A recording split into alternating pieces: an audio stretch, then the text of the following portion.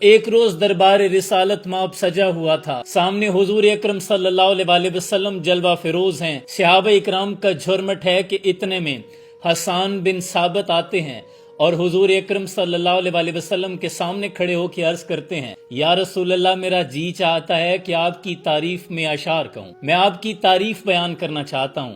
لیکن حضور اکرم صلی اللہ علیہ وسلم شرم و حیا کا پیکر حضور نے فرمایا کہ حسان بیٹھ جائیے۔ وجدان یہ کہتا ہے کہ حضور یہ کبھی پسند نہ کرتے کہ میں سامنے بیٹھا ہوں اور حسان میرے منہ پر میری تعریفیں بیان کرے، لیکن ابھی حسان بن ثابت بیٹھے نہیں کہ فوری طائر سدرہ نشین جبریل امین حاضر خدمت ہوئے، حضور کی بارگاہ میں سلام کیا اور عرض کیا کہ اے اللہ کے رسول، اللہ یہ چاہتا ہے کہ آپ حسان سے کہیے کہ وہ کھڑا ہو کر آپ کی تعریف بیان کرے۔ اللہ اللہ، کیا منظر ہوگا کہ اللہ کے نبی نے خود فرمایا کہ کم یا حسان، اے حسان کھڑے ہو جاؤ، اللہ یہ چاہتا ہے کہ آپ میری تعریف بیان کریں۔ اب آنکھیں بند کیجئے اور تصور کیجئے کہ اب حسان بن ثابت کی کیفیت کیا ہوگی۔ حسان بن ثابت پہلے بھی اٹھتے، لیکن اب تو اٹھنے کا انداز ہی نرالا ہوگا۔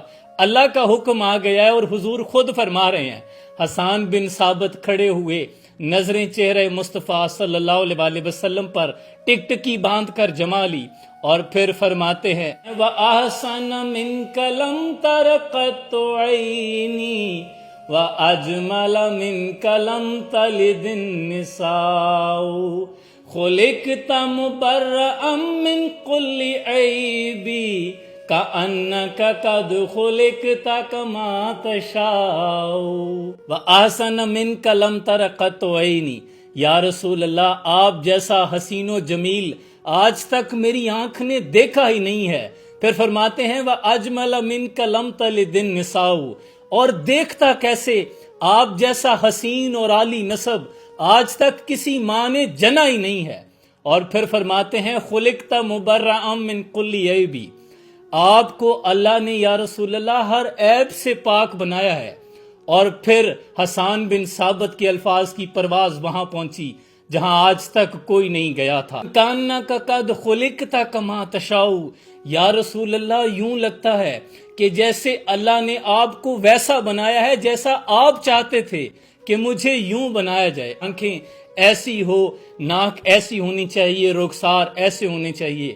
یا رسول اللہ یوں لگتا ہے کہ اللہ نے آپ کی منشا کے مطابق آپ کو بنایا ہو۔ اللہ اللہ، اس سے خوبصورت نعت میں نے آج تک نہیں پڑھی تھی۔ تمام شعراء اکرام کی نعتیں ایک طرف، کیونکہ بڑے بڑے شعراء اکرام بھی حضور کی نعت لکھتے ہوئے رک جاتے ہیں۔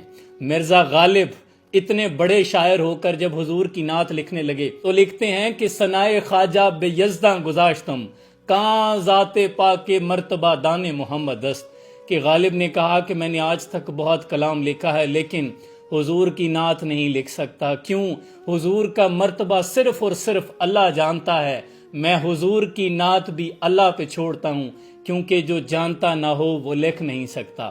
وہاں غالب کا قلم بھی دم توڑ گیا، لیکن حسان بن ثابت آپ کی شان پر قربان جائے۔ احسن منک لم تر قط عینی واجمل منک لم تلد النساء۔